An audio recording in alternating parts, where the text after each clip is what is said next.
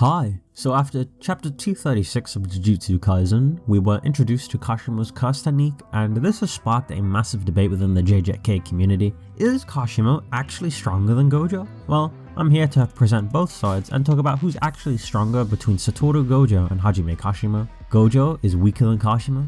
Wait, what? If we want to look at this like a typical versus battle, we would get a result that seems strange, and I'll bring it up toward the end of the video, but keep it in the back of your mind for now. For now though, I want to look at the main arguments for both sides rather than just listing stats and abilities, at least for right now. So where does this debate come from? Well, it's sparked by two major things. First is Gojo, with the power of 4 black flashes, being one-tapped by dismantle. And the second is the statement that Kashimo is beyond humanity. I'll also talk about some smaller arguments later on. For now though, let's talk about Gojo becoming a Dark Souls protagonist. A big point of contention is that a lot of Kashimo fans will argue that Gojo was hit by a dismantle so fast that Gojo physically could not react to it. This is then used to say that Gojo is incapable of beating a mythic Kashimo simply due to the on-screen difference between Gojo failing to dodge while Kashimo managed to somewhat dodge the dismantle. I found this argument to be pretty weak, all things considered. Not only was Gojo pretty drained from his fight already with Sukuna,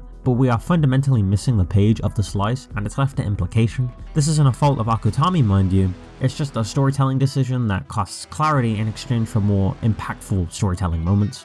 It is fair to say that Gojo is amped by 4 black flashes here, and that's probably why he's vastly faster than at the start of the fight, thanks to fighting making you stronger in Jujutsu Kaisen. But the issue at its core is the mechanics of the dismantle. When we see Sukuna use the dismantle on Kashimo, we can see that it does not travel from him directly, but just seems to appear on top of Kashimo and where he is standing, and then is seemingly pushed forward. Applying this to Gojo would mean that the dismantle simply appeared where he was standing without much room to actually dodge. Some would point to the fact that Gojo should be able to see the occurrence of cursed energy in the same way Sukuna can, thanks to his 6 O's, but still got hit by the dismantle, then further arguing that because he failed to dodge, he was simply too slow, Kashimo then scaling to the same Sukuna. I would at first be inclined to agree, however, I do have some issues with this argument overall, namely, that it's never actually stated that Gojo can see the occurrence of cursed energy. Sure, it's entirely possible he can, and I'm not saying he necessarily can't, but what I am suggesting is that seeing this occurrence and understanding what it means may not be the same thing. Gojo may possibly see the occurrence, but does he connect that to the activation of a cursed technique? It's unclear. To Gojo, it may simply be a flicker of cursed energy, or may not actually be visible to him at all. Sukuna has done nothing but study and practice Jujutsu for over 1,000 years. Along the way, he may have learned how to perceive the occurrence of cursed energy or interpret it. It may not have been something as simple as just seeing cursed energy. Of course, this is just a possibility. Another way to interpret the scene is that Gojo simply couldn't perceive an attack that cuts the world itself, or was prepared for a regular dismantle and not a world slash. There are many ways to look at Gojo's end, but him being speed blitzed is one that I find the hardest to believe, but I'm not entirely opposed to it. After all, no one at the time of recording has dodged the dismantle without warning, as Sukuna literally warned Kashimo to dodge his attack and was still hit by it. There is also Gojo not really mentioning that he felt cheated at all or implying he got caught by surprise, which you can interpret however you want. I have no personal bias on this, but the fact that he doesn't feel cheated at the end kind of implies that he wasn't taken off guard by this attack. The dismantle appearing exactly on top of you would help to explain why it appears to be so undodgeable, and like I said, I think it's fine for Sukuna to quote-unquote blitz Gojo here. I just want us to be aware that the speed of the dismantle may be vastly different in many ways to a standard dismantle. This is not the only argument, however. Another common argument is the statement that Kashimo stands beyond the realm of humanity. For fair reason, many interpret this as a be-all end-all statement of Kashimo being stronger than Gojo, an unbreakable piece of evidence, but the interpretation of this info is key, since the way people are applying it is kind of flawed. For a start, look at the context of the scan and what's being highlighted in the chapter as a whole. It's the capabilities of Kashimo's body and his speed. Arguing the statement means Kashimo is stronger than Gojo in every way just does not line up with what's being shown. The idea of Kashimo being beyond the human realm is in reference to the things his body can now do. they are simply not human any longer, further proven by how his literal body becomes more monstrous as time goes on. In this chapter, we see examples time and time again of his speed and the different functions he acquired by using his cursed technique, and those different functions are inherent to him and not something any other sorcerer can replicate. This is what it means for him to be beyond humanity. If you want to say Kashimo was faster than Gojo, I actually would not be opposed to this. I think the fact that Sukuna in Megami's body seems to struggle so much with Kashimo, and the idea that Sukuna should have been far stronger than he was at the start of the Gojo fight, although still weakened, should support that idea. There is also the fact that Kashimo seems to have, at least visually, much more impressive speed feats. It's clear Maguna couldn't teach Kashimo about love and the state he was in, but in his high-end form, he was portrayed to be perfect in comparison to before. Kashimo does get ragdolled by this form, but then again, so would the rest of the cast. You could deny the scaling and say Kashimo being beyond humanity is in reference to living humans and Gojo is dead, so he would not apply, but I think this is both unnecessary and missing the point of the statement to begin with. Like I said before, its context implies it's talking about the qualities and new abilities of his body, not necessarily all of his stats. Interpreting the statement as all of Kashimo's stats are better than anyone ever is extreme glaze, and just shown to be wrong since Sukuna literally gaps him in power. Insert nerd emoji, Sukuna isn't human.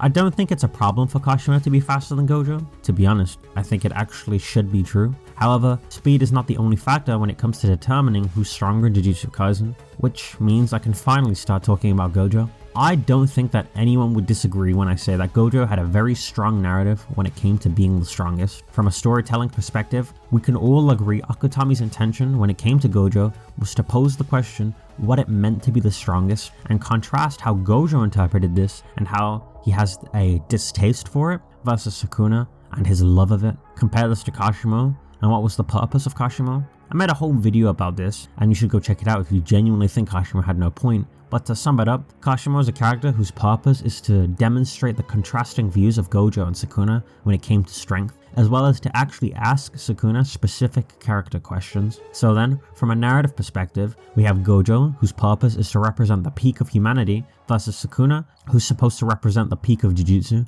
Kashimo slots in by making us aware of these contrasting views. His purpose is not to replace Gojo as the strongest, or the strongest human, or the peak of the modern age, or anything like that. His purpose is to demonstrate the gap between Sukuna's hunger for Jujutsu and Gojo's distaste for it. To argue Kashimo is stronger than Gojo in every way defeats the purpose, as if Kashimo is just Gojo but better, it's not only retreading ground Akutami literally already covered in the exact same set of chapters, but it also takes away from the 200 chapters of context and build up to it. Narratively, it just doesn't slot in. What does function very well though is what I suggested, of viewing Kashimo as a medium to exemplify the different perspectives of the strongest, and if you wanted some actual scaling to support this, then we can talk about that too. Comparing Gojo and Kashimo results in strange things, like I said at the start of this video. When you compare the two, you'll find that Kashimo seems to have the blatantly better speed feats, but lacks in attack potency feats. The damage Kashimo causes is relatively tame and kind of unnoticeable when compared to what his speed accomplishes. It's very much certain that Kashimo is faster than Maguna.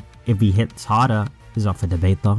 Compare this to Gojo, and we see Gojo be capable of inflicting vastly more visible damage to Sukuna. The punches he throws, the techniques he uses, just comparing visually, we can clearly see a difference. This is to say that I don't think you can argue Kashimo is one-shotting Gojo or severely damaging him with regular attacks without coming off as extremely disingenuous. The portrayal of characters can often rival the things they actually do on the page, and like we've already talked about, it's very clear Gojo is portrayed to be the closest to the high-end era Sukuna than anyone else barring Yuji for specific narrative reasons. If we can conclude that Kashimo isn't one-tapping Gojo, then it brings into question how does Kashimo actually put down Gojo? Most of you probably remember, but Gojo is basically Wolverine. He was able to heal through Sukuna's domain expansion fast enough so that his body maintained the ability to function, and this attack was happening instantaneously. As soon as one landed, it was healed, and then Gojo moved on to the next. He had to keep pace, otherwise he'd just die. So if Gojo's RCT can keep pace with Sukuna's instant hit slashes, it's very likely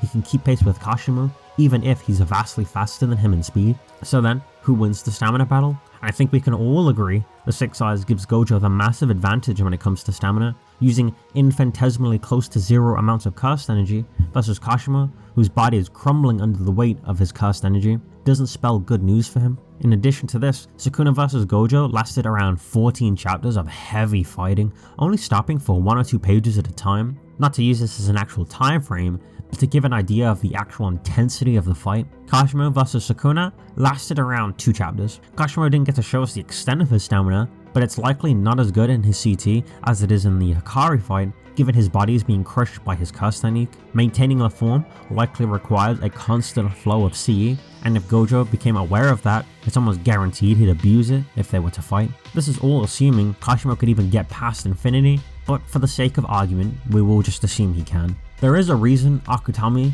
makes sure to dedicate a massive scene of Sukuna remembering Gojo for the rest of his life, because the fight with Gojo pushed Sukuna into becoming something he never felt he could have before. Gojo was strong enough to withstand Sukuna long enough for him to become greater, whereas Kashimo isn't portrayed in that same light. When you continue to factor in things like Gojo's domain expansion and Kashimo's failure to demonstrate he even has one, then more conditions stack up in Gojo's favor. Additionally, when you compare stats like cursed energy output, volume, and control, Gojo would also win in these areas by visible showings. It could be the case that Kashimo's output surpasses Gojo's, but this would be the only stat he'd win in when it comes to cursed energy, as no such statement of Kashimo having Yuta levels of volume exist, nor does him having better C control than the 6 Eyes exist either. There's also ways of Gojo just monkey brain stalling out Kashimo, like his ability to fly and teleport. Gojo sitting in the sky would make it pretty difficult for Kashimo to abuse his speed advantage, and Gojo just teleporting away and wasting Kashimo's time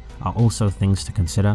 Ultimately, in Jujutsu Kaisen, things are more complicated when it comes to who's stronger than just statistics. If we said Kashimo had the advantage in speed, durability, and power, that would not mean he's stronger overall, as curse technique and skill with Jujutsu also play a big part. In terms of who's winning the 1v1, I won't disagree that a strong argument can be made for Kashimo, and there is definitely some thought that should be given to the idea, but ultimately, I think the story Akutami is trying to tell and the overall demonstrable feats show pretty consistently that Gojo should be considered stronger and should be capable of beating curse technique Kashimo. As an additional point that you are entirely free to disagree with or dismiss, up to you, Kenjaku's plan involved killing pretty much every Culling game player, which includes Kashimo. With Kenjaku likely knowing about Kashimo's curse technique, you could argue Kenjaku thinks he could kill Kashimo in his curse technique, or just stall it out or survive it, with Kenjaku being sub-Gojo level. Like I said, entirely up to you if you want to accept that. It's just a thought, and I thought I should at least mention it. On a more meta level, when you compare how Gojo was viewed versus how Kashimo was viewed, and the setup, it should spell a decent picture on who's stronger. Gojo has the entire manga establishing his strength, Kashimo has about 10 chapters establishing his strength, and then he dies. The only people, I think, who are truly, without a doubt, intended to surpass Gojo are the ones Gojo himself says are supposed to surpass him: Yuji, Hikari, Megumi, and Yuta. Speaking of Hikari and Yuta, who do you think is winning between these two? Let me know what you think, and who knows, if enough support is shown, I might make a video on it. Thank you for watching. I have been Valor, also known as Kai, and I wish you all a wonderful day.